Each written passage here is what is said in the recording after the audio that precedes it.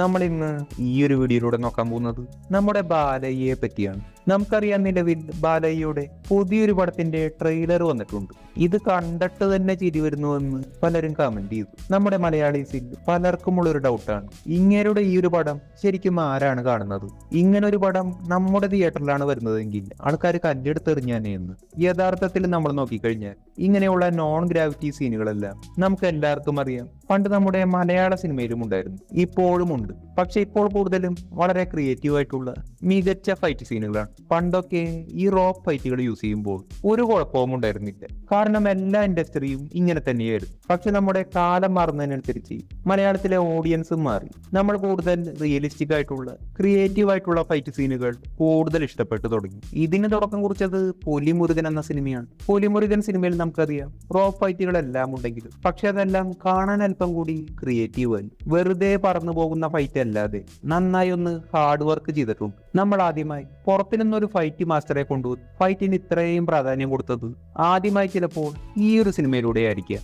ഇത് വിജയമായപ്പോൾ പിന്നീട് ഇറങ്ങിയ ബിഗ് ബഡ്ജറ്റ് മലയാള സിനിമകളിലല്ല സിനിമയിലെ ഫൈറ്റ് സീനുകൾക്ക് കൂടുതൽ പണം മുടക്കാൻ തുടങ്ങി. പുറത്തുനിന്ന് പേര് കേട്ട പുതിയ സ്റ്റണ്ട് ഡയറക്ടേഴ്സിനെ കൊണ്ടുവരാൻ തുടങ്ങി. നമ്മളിപ്പോൾ ഇറങ്ങുന്ന ഒട്ടുമിക്ക ബിഗ് ബഡ്ജറ്റ് മലയാള സിനിമകൾ നോക്കിയാൽ ഫൈറ്റ് എല്ലാം അല്പം കൂടി റിയലിസ്റ്റിക് ആണ്. ചെറിയ രീതിയിൽ ഒരു കൊറിയൻ ടച്ച് പോലെ അല്ലെങ്കിൽ ഹോളിവുഡ് ടച്ച് പോലെ പതുക്കെ പതുക്കെ അങ്ങനെയായി വരുന്നുണ്ട്. കാരണം മലയാളി ഓഡിയൻസിന് ഇപ്പോൾ കൂടുതലായി വേണ്ടത് ഇങ്ങനെയുള്ള ഫൈറ്റുകളാണ്. ലൂസിഫർ സിനിമയിലെ ഫൈറ്റ് ഏകദേശം ഇങ്ങനെയായിരുന്നു. പക്ഷെ എമ്പുരാൻ സിനിമയിലെ ക്ലൈമാക്സ് ഫൈറ്റ് റോപ്പ് അല്പം കൂടുതലായി യൂസ് ചെയ്തിരുന്നു. പക്ഷെ അതിന് പല നെഗറ്റീവ് കമന്റുകൾ വന്നിരുന്നു. അതായത് ആ ഒരു സീനിന്റെ BGM പോരാ, ആ ഒരു ഫൈറ്റ് പോരാ, അത് തെലുങ്ക് സിനിമ പോലെയാക്കി എന്നൊക്കെ പറഞ്ഞുള്ള പല പല കമന്റുകൾ നിങ്ങളും കണ്ടിട്ടുണ്ടാവും. അതായത് നമ്മുടെ മലയാളി ഓഡിയൻസ് മാറി വരികയാണ്. എന്നാൽ നമ്മൾ തെലുങ്ക് സിനിമകൾ നോക്കിയാൽ, ഈ ബാലയ്യ സിനിമകളെല്ലാം നോക്കിയാൽ ഭൂരിഭാഗം ബാലയ്യ സിനിമകളിലും നോൺ ഗ്രാവിറ്റി ഫൈറ്റുകളാണ്. പക്ഷെ ബാലയ്യക്ക് വലിയൊരു ഓഡിയൻസ് ഉണ്ട്. പല സിനിമകളും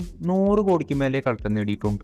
ബാലയ്യയുടെ ഓഡിയൻസ് പഴയ ടൈമിൽ സ്റ്റക്കായി കിടക്കുന്നവരാണ്. ഇങ്ങനെയുള്ള വീക്ക് ഓഡിയൻസ് കാരണമാണ് ഇത്രയും കളക്ഷൻ ബാലയ്യക്ക് കിട്ടുന്നത് എന്നൊക്കെയാണ് നമ്മളിൽ പലരും വിചാരിച്ചിരിക്കുന്നത്. നമ്മൾ നോക്കിക്കഴിഞ്ഞാൽ ശരിയാണ്, തെലുങ്ക് ഓഡിയൻസിന് നോൺ ഗ്രാവിറ്റി ഫൈറ്റുകൾ തന്നെയാണ് ഏറ്റവും കൂടുതൽ ഇഷ്ടം. ഈ ഒരു സീനെല്ലാം കണ്ടാൽ നമുക്ക് ചിലപ്പോൾ കോമഡി ആയിരിക്കാം, പക്ഷെ തെലുങ്ക് ഓഡിയൻസ് കാണുകയാണെങ്കിൽ ചിലപ്പോൾ കൈയടിക്കും, വിസിലടിക്കും, വേണമെങ്കിൽ ഷർട്ടൂരി ഡാൻസ് വരെ കളിക്കും. ഇതുകൊണ്ട് തെലുങ്ക് ഓഡിയൻസ് വീക്കാണ് എന്ന് ഒരിക്കലും പറയാൻ കഴിയില്ല. ചില സീനുകളിൽ ഗ്രാവിറ്റി ഇല്ല, ഫിസിക്സ് ഇല്ല, ഇതെല്ലാം അവർക്കും അറിയാം. നമ്മുടെ ഇവിടെ ഒരു സിനിമ ഇറങ്ങിയാൽ നമ്മളത് സിനിമയായിട്ട് തന്നെയാണ് കാണാൻ പോകുന്നത്. ലാലേട്ടന്റെയോ മമ്മൂക്കയുടെയോ ഒരു മാസ് പടം വന്നാൽ നമ്മൾ സ്പെഷ്യൽ ഫാൻ ഷോസ് എല്ലാം വെച്ച് അത് നന്നായി സെലിബ്രേറ്റ് ചെയ്യാറുണ്ട്. പക്ഷെ ലാലേട്ടന്റെ ആണെങ്കിലും മമ്മൂക്കയുടെ ആണെങ്കിലും വെറുതെ ഒരു മാസ് മസാല പടം വന്നാൽ അത് വിജയിക്കുമെങ്കിലും വലിയ രീതിയിൽ വിജയിക്കണമെന്നില്ല. നല്ല സ്റ്റോറി, BGM, മാസ് എല്ലാം കൂടി ഒത്തുവന്ന ഒരു പടമായിരിക്കണം. പക്ഷെ തെലുങ്ക് ഓഡിയൻസിന്റെ ഒരു വലിയ സൂപ്പർ സ്റ്റാറിന്റെ പടം വന്നാൽ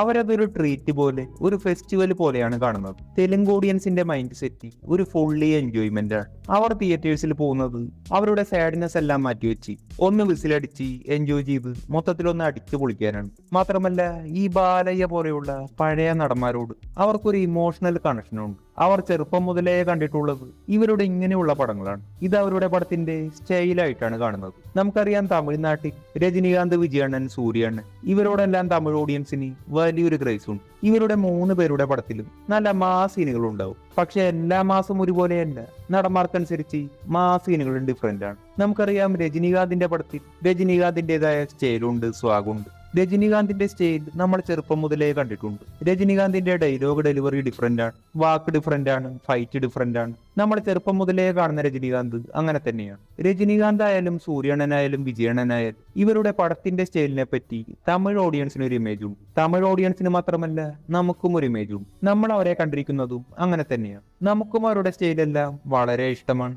ഇനി രജനികാന്ത് തന്റെ സോങ് ഒന്നും യൂസ് ചെയ്യാതെ ഒരു നോർമൽ ആയിട്ടുള്ള ക്യാരക്ടറെ ചെയ്താൽ ഒരുപക്ഷെ മറ്റു സിനിമയെ വെച്ച് നോക്കിയാൽ ഏറ്റവും കുറവ് കളക്ഷൻ ആ ഒരു സിനിമയ്ക്കായിരിക്കും. ചിലപ്പോൾ നമ്മൾ പോലും പടം കാണില്ല. ഇതുപോലെ തന്നെയാണ് അവർ ബാലയ്യയുടെ അടക്കം അവിടുത്തെ പല സൂപ്പർ സ്റ്റാർസിന്റെയും ചെറുപ്പം മുതലേ പടം കണ്ടിട്ടുള്ളത്. അവർ കണ്ട് കണ്ട് പതിഞ്ഞ ആ ഒരു സ്റ്റൈല് തന്നെ അതാണ്. ഇതവർ ബാലയുടെ പടത്തിൽ തുടങ്ങിയതല്ല. അവിടുത്തെ മുതിർന്ന ആളുകളെല്ലാം തന്നെ ബാലയുടെ ഡാഡിയുടെ പടങ്ങൾ വരെ പണ്ട് മുതലേ കണ്ടിട്ടുള്ളതാണ്. ബാലയുടെ ഡാഡി എന്ന് പറഞ്ഞാൽ അറിയില്ലെങ്കിലും NTR എന്നുള്ള പേര് കേട്ടിട്ടുണ്ടാവും. പലരും കരുതിയിരിക്കുന്നത് NTRന്റെ മകൻ ജൂനിയർ NTR ആണെന്നാണ്. എന്നാൽ യഥാർത്ഥത്തിൽ ജൂനിയർ NTR മകനല്ല. NTRന് മൊത്തം 12 മക്കളുണ്ടായിരുന്നു. അതിലൊരാൾ നമ്മുടെ ബാലയ്യാണ്. NTRന്റെ മറ്റൊരു മകനാണ് ഹരികൃഷ്ണ. ഇദ്ദേഹത്തിന്റെ മകനാണ് നമ്മുടെ ജൂനിയർ NTR, അതായത് NTRന്റെ കൊച്ചുമകൻ. അപ്പോൾ അന്ന് മുതലേ അവർ ഇങ്ങനെയുള്ള പടങ്ങൾ കണ്ടിട്ടുള്ളതാണ്. മറ്റൊരു കാര്യമാണ്, അവിടുത്തെ ഓഡിയൻസ് കൂടുതൽ റൂറൽ ഏരിയയിലുള്ളതാണ്. അവർക്ക് എല്ലാം മറന്നൊന്ന് സെലിബ്രേറ്റ് ചെയ്യാൻ ഇങ്ങനെയുള്ള സിനിമകൾ സെലക്ട് ചെയ്യും. ബാലയുടെ ഒരു പടം ഇറങ്ങിയാൽ അവർക്കറിയാം ഇതിൽ ഫിസിക്സ് ഇല്ല, ലോജിക് ഇല്ല, ജസ്റ്റ് ഒരു എന്റർടൈൻമെന്റിന് മാത്രമുള്ളതാണ്. മാസ് ഡയലോഗ്സും സീനുകളെല്ലാം വരുമ്പോൾ അവർ അങ്ങനെ സെലിബ്രേഷൻ മൈൻഡ് സെറ്റിൽ കൈയടിക്കുന്നു, വിസിലടിക്കുന്നു. ഇതേ സമയം തന്നെ നോൺ ഗ്രാവിറ്റി ഫൈറ്റുകൾ കുറഞ്ഞ് നോർമൽ പടങ്ങളും അവിടെ വരുന്നുണ്ട്, അതും അവിടെ വിജയിക്കുന്നുണ്ട്. ഇങ്ങനെയുള്ള മസാല പടങ്ങൾ മറ്റൊരു കാറ്റഗറി ആയിട്ടാണ് അവർ കാണുന്നത്. പലർക്കുമുള്ള ഒരു തെറ്റിദ്ധാരണയാണ് അവിടെ ഇങ്ങനെയുള്ള സിനിമകൾ മാത്രമേ വരുന്നുള്ളൂ എന്ന്, അവർ ഇത് മാത്രമേ കാണൂ എന്ന്. എന്നാൽ യഥാർത്ഥത്തിൽ അങ്ങനെയല്ല, അവിടെ നോർമലായ പടങ്ങളും വരുന്നു, അതും അവർ കാണുന്നുണ്ട്, ആ സിനിമകളും വിജയിക്കുന്നുണ്ട്. പക്ഷേ കൂടുതൽ അവർക്ക് ഇഷ്ടം ഇങ്ങനെയുള്ള മാസ് മസാല സിനിമകളാണ്. നമ്മുടെ ഓഡിയൻസും അവരുടെ ഓഡിയൻസും തമ്മിലുള്ള ഡിഫറൻസ്, അവർക്ക് മാസ് മസാല വളരെ ഇഷ്ടമാണ്. അവർ ലോജിക്ക് നോക്കാതെ ആ ഒരു മൈൻഡ് സെറ്റിൽ തന്നെ കാണും. ഇതുകൊണ്ട് തന്നെ ബോക്സ് ഓഫീസ് പവർ നമ്മളെക്കാൾ ഡബിൾ ആയിരിക്കും. ഇനി ഡ്രോബാക്ക് നോക്കിയാൽ ലോജിക്ക് വളരെ കുറവായിരിക്കും, ചിലപ്പോൾ കണ്ടന്റ് ക്വാളിറ്റിയും കുറയാം. ഇനി നമ്മുടെ ഓഡിയൻസ് നോക്കിയാൽ നമ്മൾ നടന്മാരോട് അവരുടെ അത്രയും ലോയലല്ല, ഒരു മീഡിയം ലെവലാണ്. ഇവിടെ പടം പോരായെങ്കിൽ എത്ര വലിയ സ്റ്റാർ ആണെങ്കിലും വിജയിക്കാനുള്ള ചാൻസ് തെലുങ്കിനേക്കാൾ വളരെ കുറവാണ്. നമ്മുടെ ഓഡിയൻസിന് നാച്ചുറാലിറ്റി വളരെ ഇഷ്ടമായതുകൊണ്ട് തന്നെ നമ്മുടെ പടങ്ങൾ അവരുമായി കമ്പയർ ചെയ്യുമ്പോൾ അല്പം കൂടി റിയലിസ്റ്റിക് ആണ്, അല്പം കൂടി നാച്ചുറൽ ആക്ടിംഗ് ഉള്ളതാണ്. മറ്റൊരു കാര്യമാണ്, കണ്ടന്റ് ക്വാളിറ്റി ഏറ്റവും ടോപ്പ് നമ്മളാണ്. ഇവിടെ നോൺ ഗ്രാവിറ്റി സീനുകൾ വളരെ കുറവാണ്. ഇനി ഡ്രോബാക്ക് എന്താണെന്ന് വെച്ചാൽ ഇതുകൊണ്ടൊക്കെ തന്നെ അവരുടെ പകുതി box office പവറേ നമുക്കുള്ളൂ.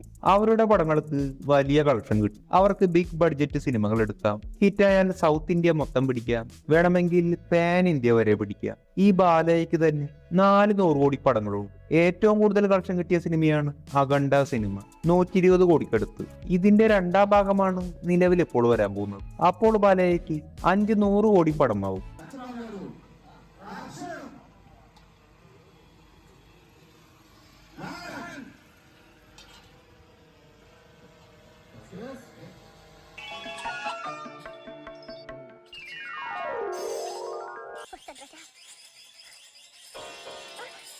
Don't trouble the trouble.